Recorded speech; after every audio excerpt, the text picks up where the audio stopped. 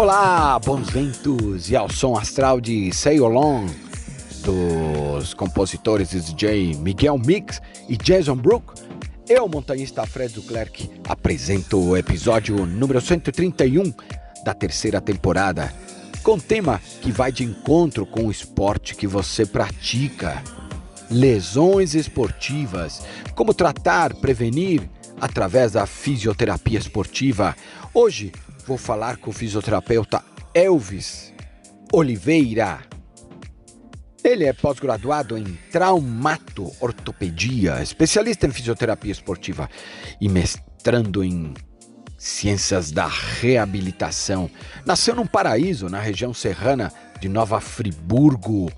Vive um momento muito especial. Seu projeto pessoal é ser pai do Joaquim. A esposa dele está grávida de 7 meses. Buenaventura ao casal. Também ele previne e trata lesões esportivas em seu centro de reabilitação na região de Nova Friburgo. A frase que gosta de repetir é: a felicidade só é real quando compartilhada. Elvis, concordo com você. Correr, caminhar, trilhar traz o sentimento de voltar para casa. Livros que ele indica: A História do Corpo Humano, de Daniel Leberman, e também O Antifrágil, de Nassim Taleb. Aliás, O Antifrágil já foi indicado por outro entrevistado, o preparador físico Christian Cruz, no episódio Capacidades Físicas. Procure lá e escute também. A fisioterapia esportiva é uma modalidade em que os profissionais de fisioterapia atuam no ambiente esportivo e em consultórios. Os fisioterapeutas são capacitados para atuar nos primeiros socorros e no período pré e pós-lesão, com a finalidade de reabilitar o atleta no retorno à prática da atividade esportiva. E você, já precisou de um fisioterapeuta? Com certeza já teve alguma lesão que impediu de realizar alguma atividade esportiva. Pense, relembre. O fisioterapeuta é tão importante quanto o preparador físico, psicólogo do esporte, nutricionista e endocrinologista. Tenho trazido estes profissionais aqui no podcast Reset Humano para compartilhar conhecimento e que uma aventura na natureza não se faz mais apenas com vontade. Precisa ter cuidados e precisa ter consciência para adquirir nossas conquistas e saber que assim que você precisar de um bom profissional, você sabe a quem procurar. Ou seja, procurar um bom profissional do esporte. Estamos sendo ouvidos em 51 países, em 6 continentes. E como todo episódio, tem o apoio da Chorus Brasil e da Dr. Shape. Aqui no projeto Reset Humano, a história é contada a partir de histórias de vidas inspiradoras, como a do Elvis Oliveira, que hoje nos concede esse bate-papo.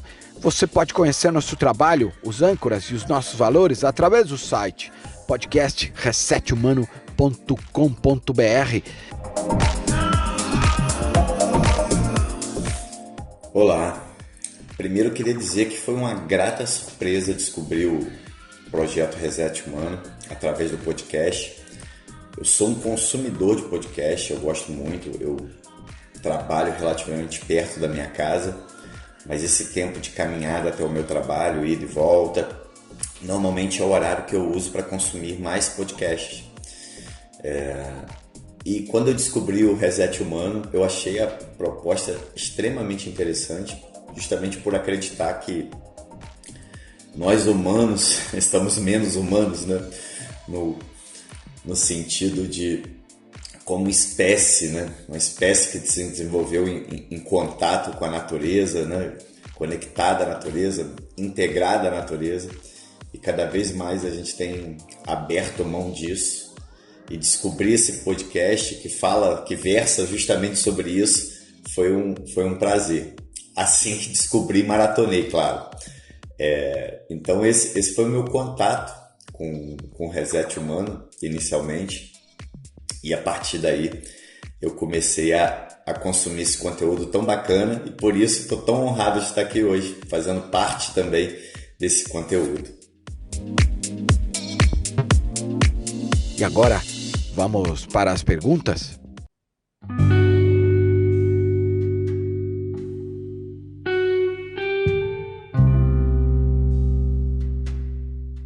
Elvis, meu amigo, muito feliz em ter você aqui, super grato a Tati Oz, que também já foi entrevistada aqui no Reset Humano, que me indicou você. Muito obrigado por aceitar e ter aqui o seu conhecimento aqui no podcast. E já de cara quero te perguntar, qual é o objetivo da fisioterapia esportiva?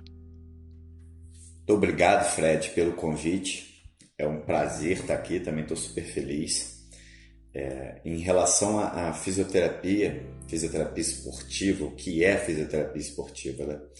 O que é a fisioterapia? A fisioterapia, ela tem como missão, como objetivo, preservar e restaurar a função do indivíduo, né?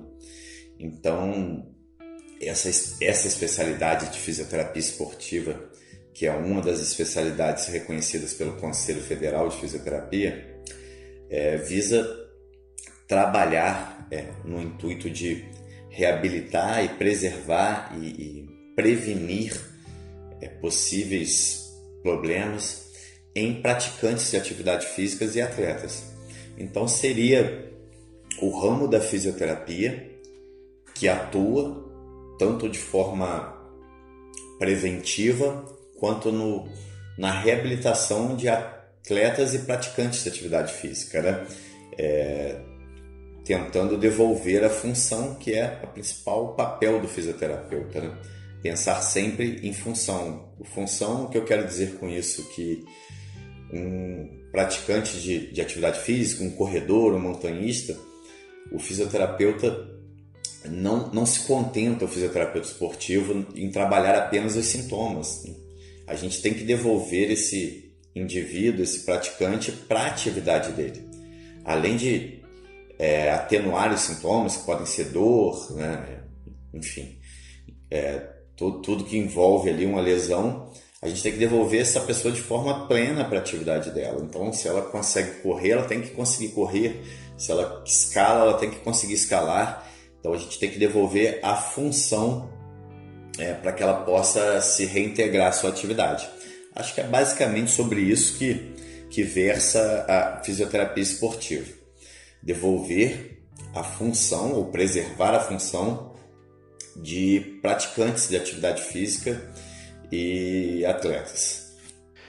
Quando nos aventuramos na natureza, movimentamos o corpo quase que em sua totalidade. Isso muitas vezes nos expõe em situações que geram lesões. E aí eu te pergunto, Elvis, quais os benefícios da fisioterapia esportiva e por que todo atleta deve usar?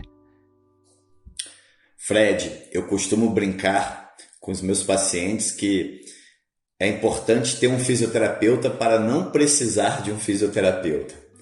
E o que eu quero dizer com isso? Que toda prática esportiva, ela tem suas lesões mais comuns. E toda lesão tem um grupo de variáveis, né, de fatores de risco que podem estar envolvidos para que essa lesão se desenvolva. A não ser que sejam lesões traumáticas, que a gente fala, né?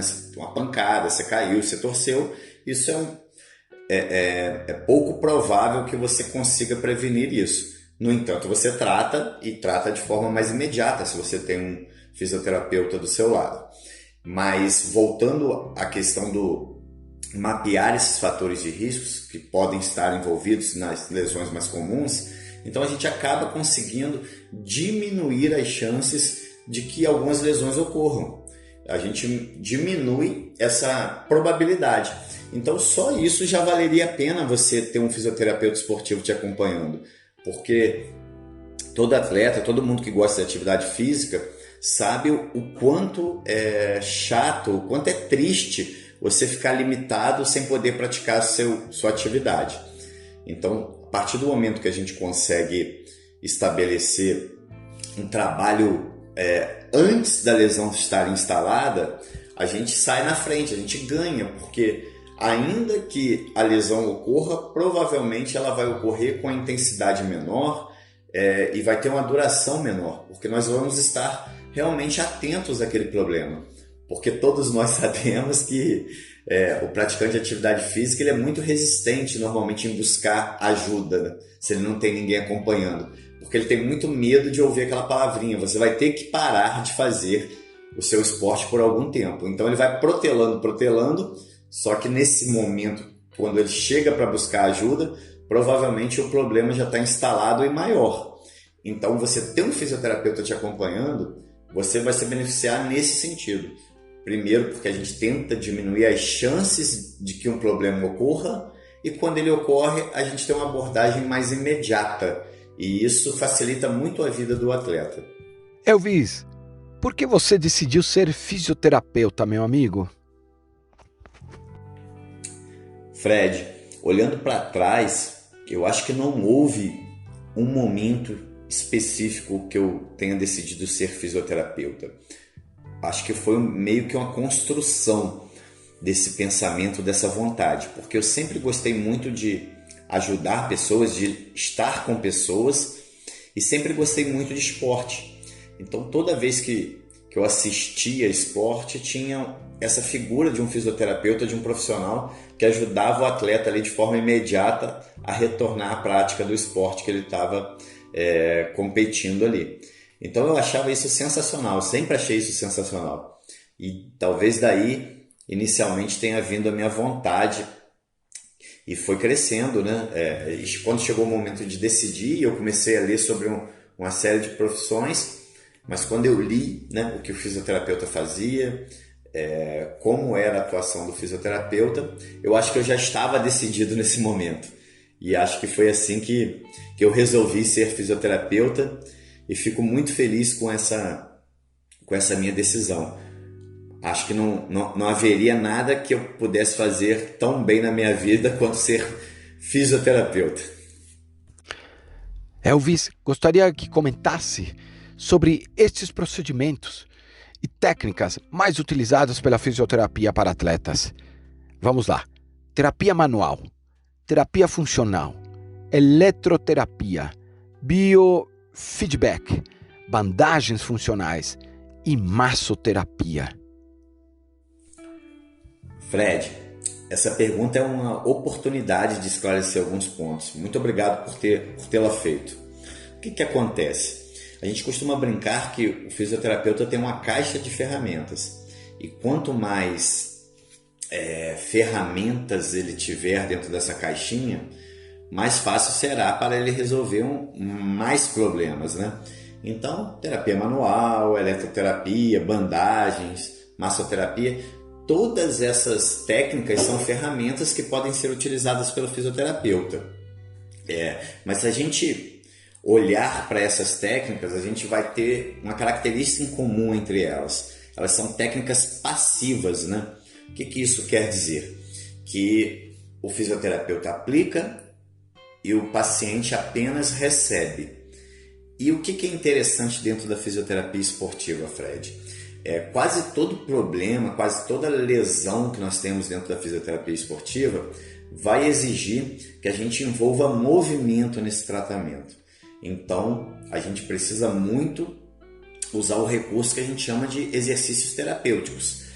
Claro que nenhuma ferramenta sozinha é o suficiente, e a gente pode ter que usar num momento inicial eletroterapia para gerar alívio ou para contrair um músculo que está incompetente. A gente pode usar terapia manual para aliviar algum sintoma, mas o nosso objetivo final é sempre chegar no movimento, porque é isso que é exigido para o praticante de atividade física ou para o atleta durante a sua prática diária ali de esporte. Ele precisa estar se movimentando. Então a gente não consegue reabilitar um praticante de atividade física, um atleta, sem movimento. Então o nosso principal recurso talvez sejam os exercícios terapêuticos.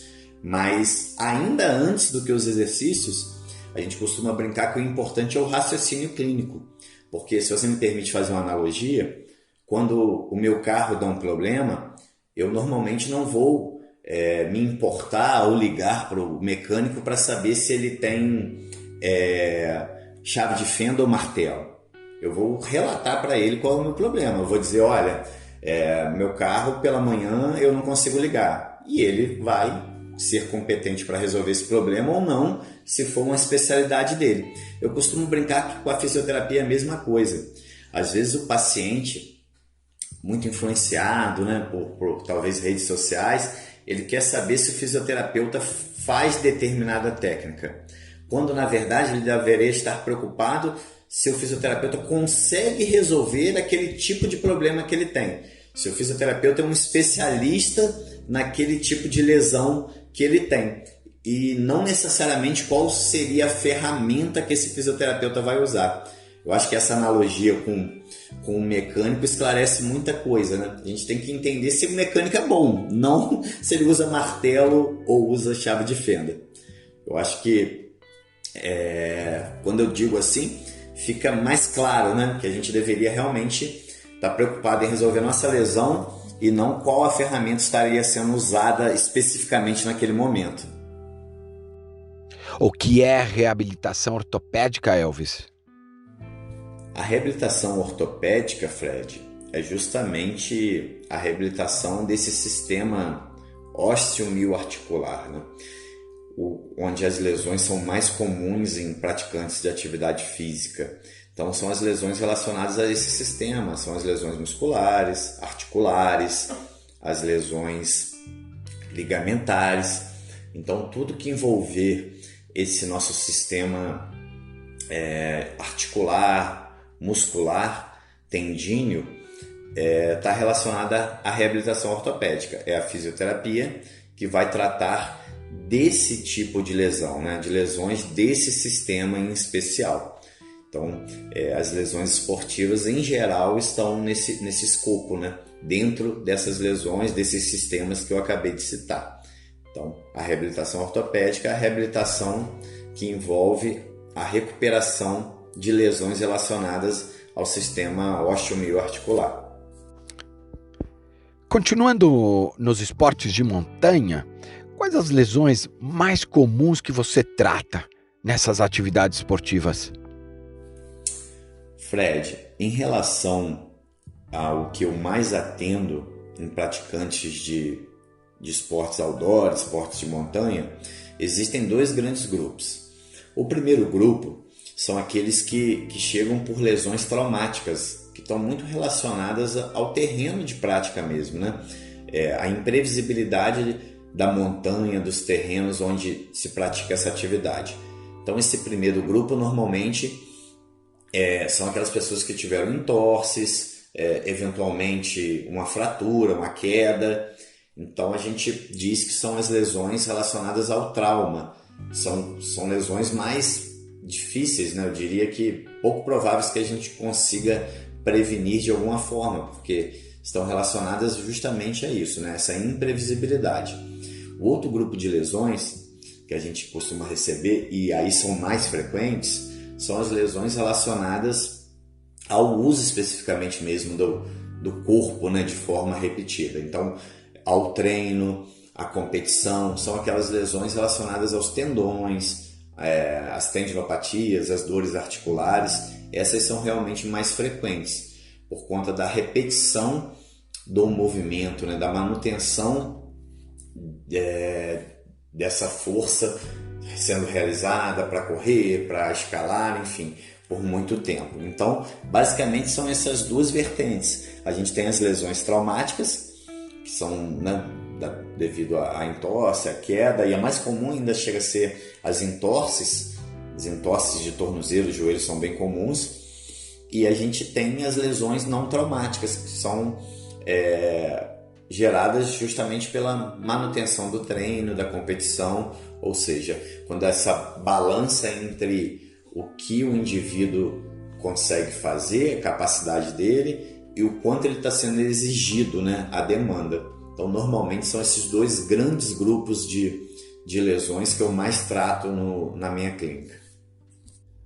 Frostbite, bolhas, dores na lateral dos joelhos, tornozelos, ombros, ligamentos em geral e na lombar são lugares onde frequentemente quem pratica trekking ou montanhismo tem dores, lesões.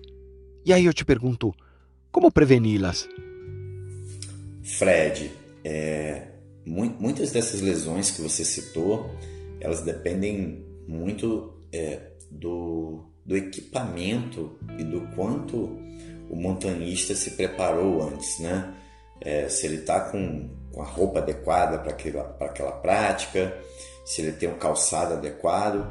Isso é tão importante quanto qualquer treinamento físico, né? Você realmente entender qual é o material adequado para a condição de tempo ou para onde você está indo, qual é o calçado adequado para o terreno onde você está praticando. Se a gente pensar em frostbite, você precisa estar preparado para as temperaturas mais baixas que você vai enfrentar. Não se pode brincar com esse tipo de coisa, né? As bolhas, o calçado que você está usando, o quão apertado ele pode estar, se a meia que você está usando é adequada. Então tudo isso faz parte de uma preparação, né? A escolha do equipamento, ter o bom equipamento, o mais apropriado para a prática esportiva é fundamental. Isso também faz parte da boa preparação. Em relação às outras dores e lesões, se é possível que nós consigamos preveni-las, a gente sempre pensa, é só uma questão de semântica, né?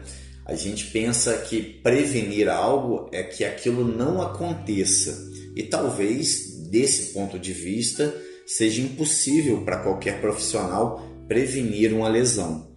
Mas a gente trabalha justamente com a diminuição das chances, ou seja, diminuir os riscos de que essa lesão apareça, e caso ela apareça, ela seja menos intensa. E isso a gente consegue, Fred, de fato fazer.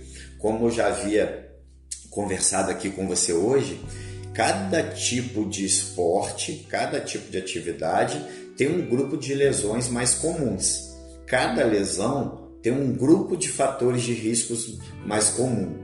Então, vamos pensar numa tendinopatia para a gente usar como exemplo do joelho. Então, se você tem menos mobilidade no seu tornozelo, se você tem uma fraqueza de quadríceps, se você tem um movimento mais instável do seu joelho, todos esses são fatores que podem estar associados ao desenvolvimento dessa tendinopatia. E logo, se a gente já sabe disso, se isso já está bem documentado na literatura, a gente faz uma avaliação desse praticante, desse atleta, a gente busca, né, a gente mapeia se esses riscos estão presentes nesse atleta, e uma vez que a gente consiga encontrá-los ou encontrar alguns desses fatores de risco, a gente trabalha nos que são modificáveis, né? Alguns a gente, como idade, sexo, alguns fatores desses a gente não tem como modificar, mas naqueles que são modificáveis a gente vai fazer um trabalho para corrigir esses déficits, e a partir daí a gente já está diminuindo as chances de que essa lesão ocorra. Então a prevenção, ela trabalha justamente nesse ponto. Nenhuma lesão é linear ao ponto de estar presente por apenas um fator. Às vezes todos os fatores estão controlados, mas aquele atleta está passando por um momento onde ele não tem conseguido dormir bem, então ele não se recupera bem, por um momento de mais estresse. Então a gente sabe hoje que todas as esferas podem contribuir para uma lesão. A gente entende o indivíduo como uma soma dos fatores biopsicossociais. Então a gente tem que mapear e tentar intervir onde a gente conseguir nessas esferas. Então assim a gente vai diminuir as chances de que esse atleta possa vir a se machucar, ou que se ele se machucar seja com a intensidade menor. Então eu trocaria só por semântica essa prevenção, né? Se há possibilidade de prevenir as lesões, para diminuição do risco, ou seja, estatisticamente essa pessoa que faz um trabalho anterior à prática esportiva, ela está menos sujeita a ter essa lesão, ou se essa lesão ocorrer, que seja numa intensidade menor.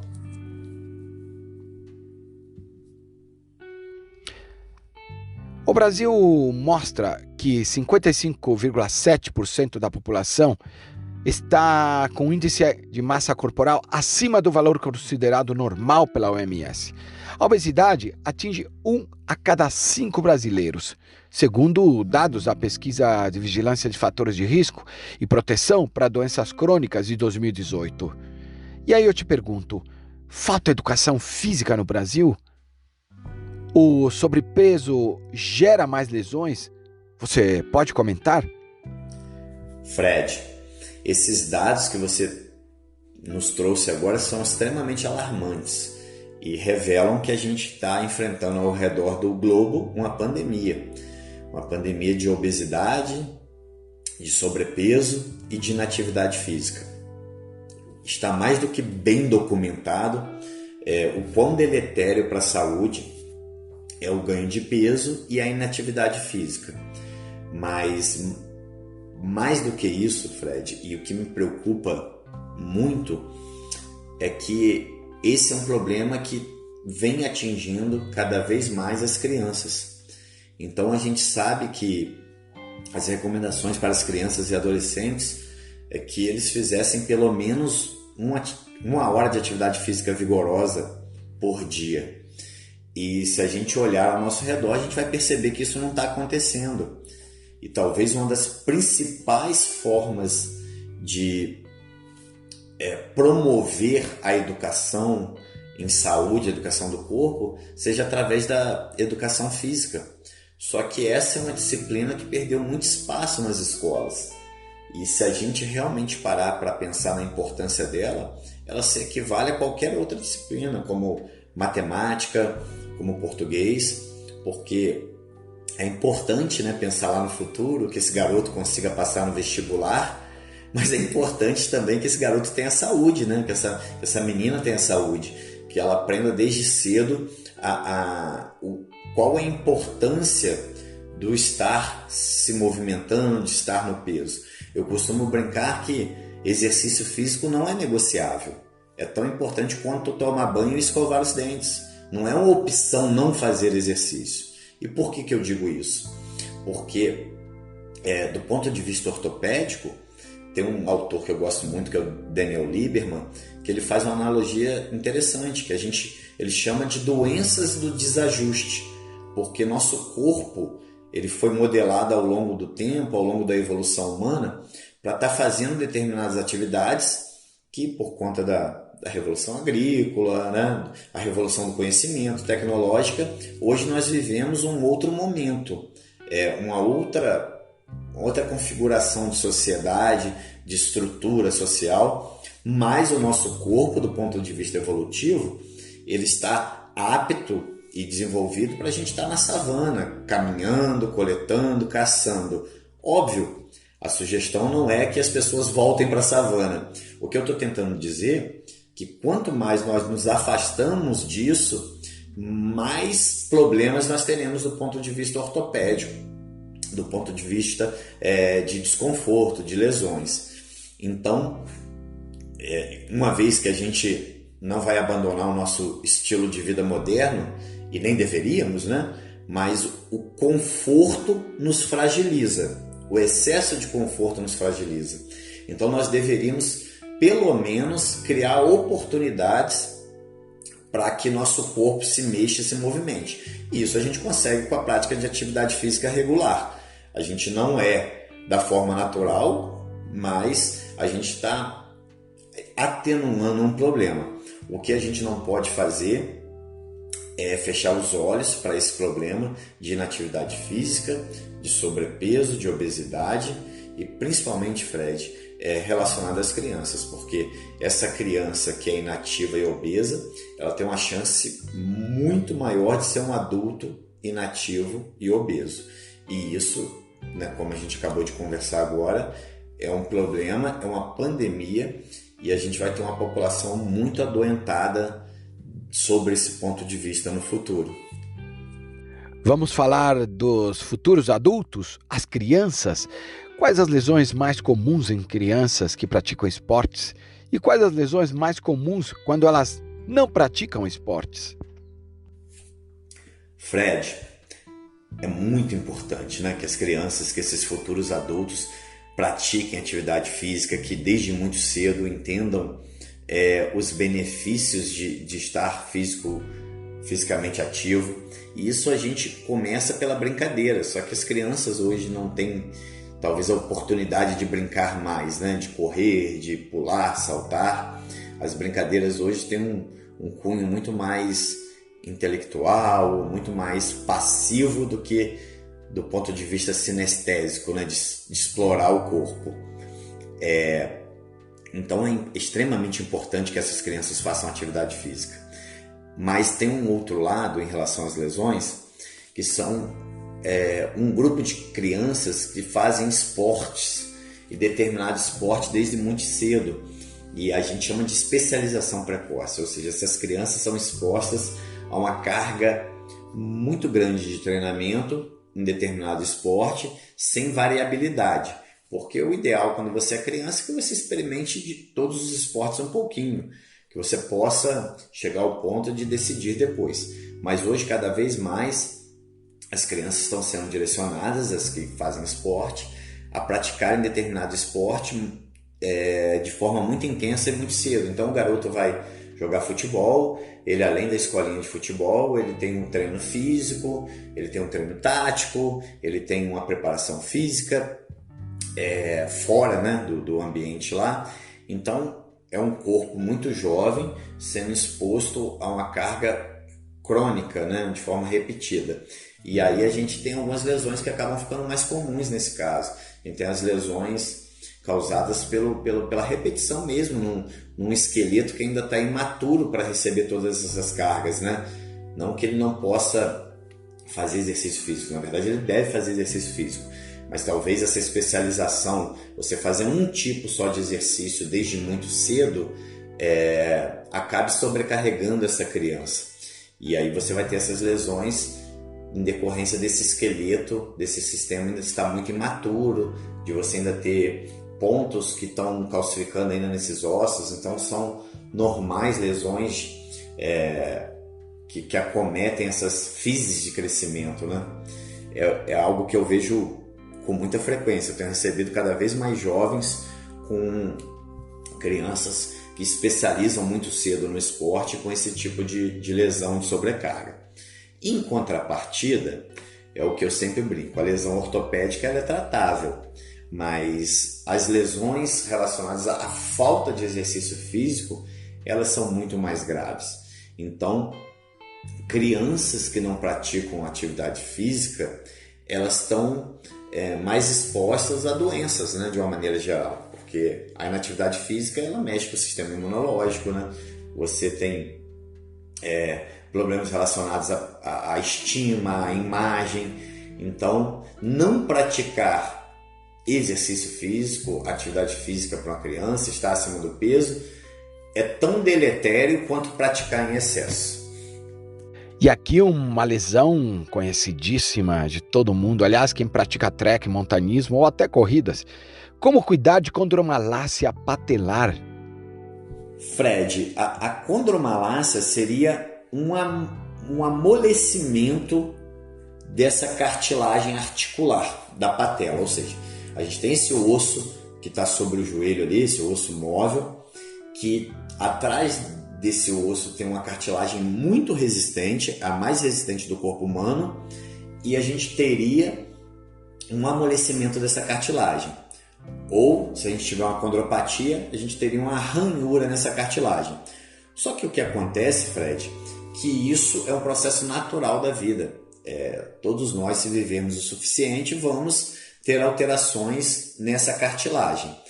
É como se fosse rugas ou cabelo branco.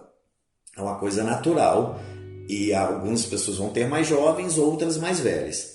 Só que a gente não associa esse achado de imagem que a gente fala diretamente à dor da pessoa. Por quê? Hoje os estudos mostram que existem milhares de pessoas que têm essas alterações e não tem nenhuma dor no joelho. Então, a gente chama hoje não de condromalácia ou de condropatia, né? Porque ter esse diagnóstico, ter isso no seu exame de imagem, não significa que você terá uma dor no joelho. Então, o termo mais comum é dor patelofemoral. E qual seria a explicação, digamos assim, mecânica para uma dor patelofemoral? É que essa patela, esse ossinho, não estaria deslizando de forma harmônica no trilho dele, né? Porque quando você movimenta o joelho, a sua patela deveria movimentar sobre essa articulação com o seu osso da coxa, com o seu fêmur. Então, essa articulação patelofemoral deveria trabalhar em conjunto, né? Com a patela deslizando sobre o fêmur. Só que a teoria aceita é que essa patela não estaria muito bem acoplada no fêmur. Então ela acabaria fazendo contato numa área menor, ou seja, um ponto menor da patela estaria em contato com o fêmur. E isso acabaria aumentando a pressão, né, naquela região. Então se eu diminuir a área, eu aumento a pressão. E isso seria o gatilho mecânico que provocaria essa dor. E por que isso aconteceria? Existem alguns fatores associados e alguns fatores de risco. Infelizmente, tem alguns não modificáveis, como ser mulher. Ser mulher aumenta a chance de ter uma dor patelofemoral. E como que a gente, já que o exame de imagem não é o ideal para a gente classificar se a pessoa tem dor patelofemoral ou não, como que a gente sabe que a pessoa tem uma dor patelofemoral? Normalmente a pessoa vai ter dor ao subir e descer escadas, é uma dor atrás da patela ou ao redor da patela, vai ter uma dor ao agachar, ao aterrissar de um salto, subir e descer aclives e declives, né? Ou seja, subir e descer morro, ou quando ela passa muito tempo sentada, né? Dirigindo no computador ou vendo um filme, é o famoso sinal do cinema. Se a pessoa tem algumas dessas características, a gente diz que ela tem uma dor patelofemoral. E aí, individualmente, como que a gente trata? A gente tem que pesquisar em cada pessoa quais são os fatores de riscos que estão presentes. Se ela tiver uma fraqueza de quadríceps, a gente vai tratar. Se ela tiver um déficit de mobilidade de tornozelo, a gente vai tratar. Se ela tiver um problema de correr com muita rigidez, né? Ela não absorve bem as cargas, a gente vai criar alguma estratégia para melhorar isso. E, principalmente, né, tão importante quanto a educação, porque a gente sabe que pode ser um problema que esteja relacionado a um aumento muito grande do volume de treino.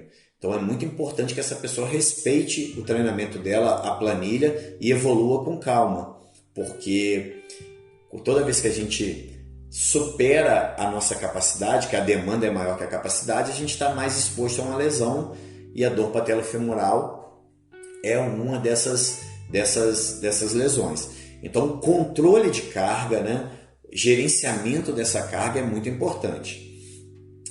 Alguns fatores podem estar relacionados a essa dor, como fatores psicossociais. Então a gente pode ter um aumento dessa dor até mesmo por outras questões que vão além do físico necessariamente. Mas é importante entender isso, que ter condromalácia ou condropatia no exame de imagem não é uma sentença para você ter dor no joelho. E quando a gente tem esse tipo de dor no joelho, a gente chama de dor patelofemoral e a gente vai tentar entender em cada paciente o que pode estar presente para corrigir, porque a lesão nunca é linear, né? Ela é uma interação de fatores e cada ser humano, cada paciente realmente, isso não é um clichê, ele é único, né? Então a gente tem que entender naquele paciente o que pode estar contribuindo para essa dor patelofemoral. Existe alguma classificação na gravidade de uma lesão, Elvis? Fred, em relação à gravidade de uma lesão, quando a gente tem uma lesão, digamos assim, muscular, a gente consegue realmente graduar pela gravidade. Então, pela gravidade, pela extensão dessa lesão, né? Então, se eu tive uma parcela de fibras rompidas menor, algumas fibras musculares, eu vou ter uma lesão grau 1. Se eu tenho uma extensão maior dessa lesão, vou ter uma lesão grau 2. Se eu tenho uma lesão completa desse músculo, eu vou ter uma lesão grau 3. Agora existem até outras classificações em relação à lesão muscular, dependendo da região que essa lesão acontece, né? Se é no centro desse músculo, se é mais na região junção do músculo com o tendão. Então, em alguns tipos de lesão, eu realmente tenho um sistema de classificação do que seria pior. mas na maioria delas, assim, não. Principalmente se não forem lesões que envolvam trauma, né? Se eu tenho uma dor articular, se eu tenho, enfim, uma tendinopatia, eu também poderia ter alguma lesão. Eu tenho um sistema de classificação, uma tendinopatia patelar, né? Em relação aos sintomas, eu poderia classificar em relação à gravidade. Então, algumas lesões em particular possuem um sistema de classificação, mas muitas delas não tem um sistema para eu dizer o quão grave ela seria ou não. Podemos concluir que uma adequada prática de exercícios físicos e uma consciência corporal numa academia ou ao ar livre ajuda muito a prevenir lesões? A gente encontra, Fred, na literatura que fala sobre lesões, dois fatores muito bem estabelecidos já para aumentar as chances da gente se machucar. O primeiro é uma lesão prévia. Toda vez que a gente já se machucou, a gente aumenta as chances de ter uma nova lesão. Talvez isso ocorra porque a gente não trata quais fatores estavam envolvidos com aquela lesão. Muitas vezes a gente vai só tomar uma medicação, um anti-inflamatório, esperar a dor passar e voltar à prática de atividade física. A gente não entendeu quais fatores estavam contribuindo para aquela primeira lesão acontecer. Então, eles ainda estão ali presentes, né? A gente tratou apenas os sintomas. O segundo ponto que a literatura fala que nos deixa mais expostos a uma lesão é aumento abrupto do treino, ou seja, aumento abrupto do volume, aumento abrupto da carga. O que quer dizer isso? Um aumento maior que 15 a 20% semanalmente na sua intensidade do treino, no volume do seu treino. Então, quando a gente pensa em atividade física de forma adequada, eu concluo, Fred, que ouvir o seu treinador talvez seja uma das principais coisas que você possa fazer para prevenir lesões.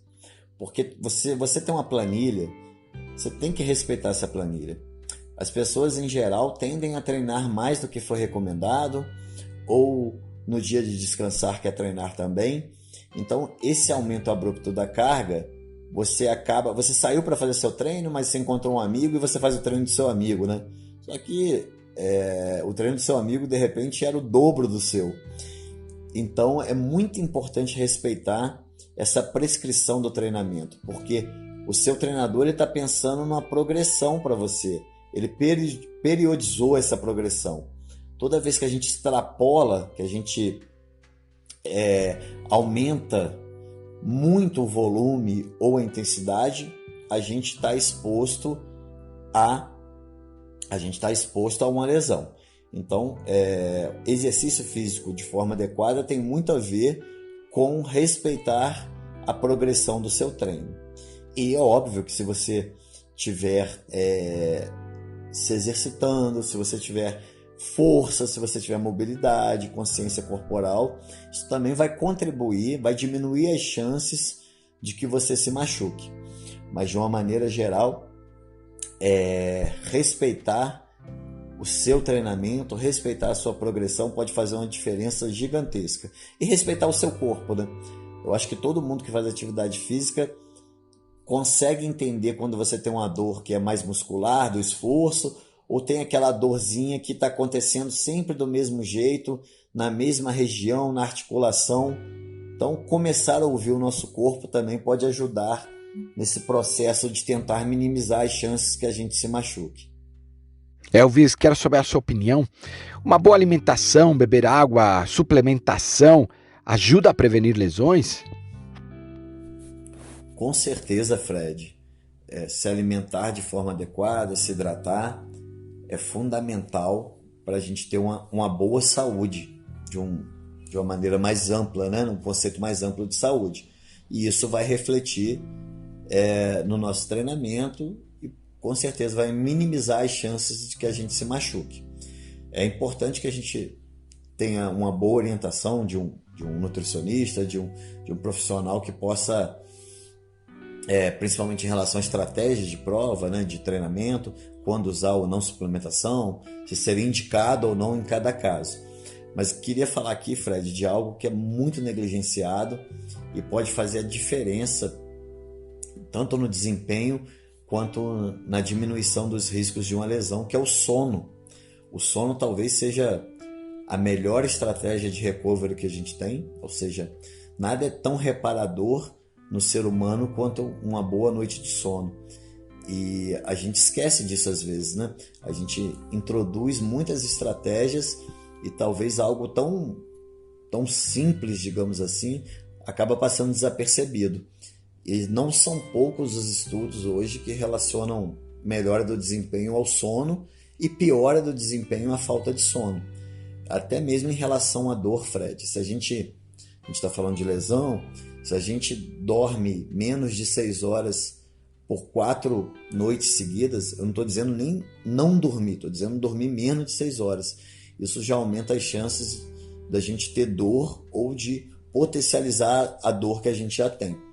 Então, a gente não poderia passar nesse podcast sem falar da importância que é dormir bem. Talvez venha antes ainda do que várias outras estratégias que a gente tenta implementar. Então, se a gente conseguir ter um sono tranquilo, um sono reparador, a gente com certeza vai estar com menos chances de se machucar e com a chance maior de desempenhar melhor na prática esportiva. Meu amigo, papo bom passa rápido mesmo. E aqui aquela perguntinha clássica: qual a mensagem que você gostaria de deixar aos 51 países com os nossos ouvintes aí em 6 continentes que nos ouvem? Fred, eu queria começar agradecendo a todo mundo que está nos ouvindo, agradecer a você pela oportunidade, pelo convite de estar aqui falando um pouco sobre fisioterapia, sobre lesões, reabilitação, esporte.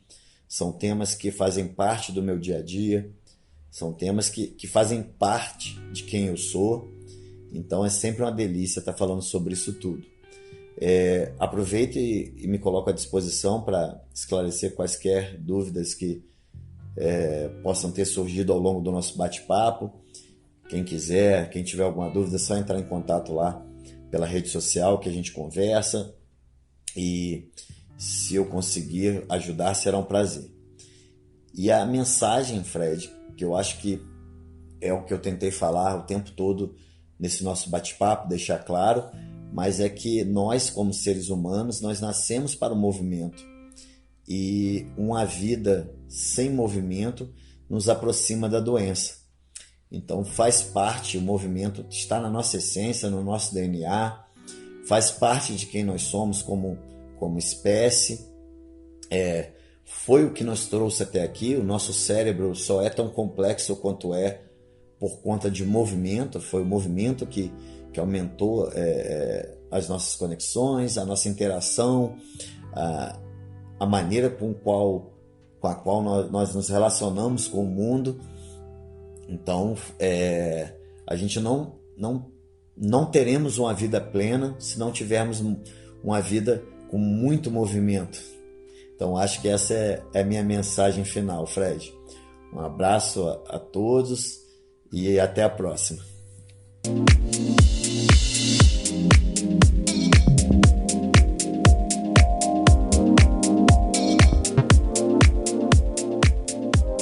E aí, gostou deste bate-papo, desta conversa com o fisioterapeuta Elvis Oliveira sobre como prevenir, como tratar lesões esportivas?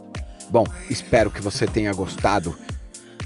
E se tiver alguma sugestão de pauta em próximos episódios relacionados à sua atividade esportiva, escreve para nós aqui no WhatsApp, né, do Reset Humano, no +55 DD 11 98 165 0990. Não importa se é de fora do Brasil ou do Brasil, será bem-vindo. O projeto Reset Humano tem o DNA no convívio com a natureza, na montanha, e visa desenvolver o ser humano, dando um reset, gerando aprendizado e conhecimento para desenvolver a sociedade, impactando de maneira positiva na natureza e em nossa casa no planeta Terra. Desejo uma excelente semana, cheio de atividades esportivas, claro, com todos os cuidados necessários. Muita luz e bons ventos. Até o próximo episódio.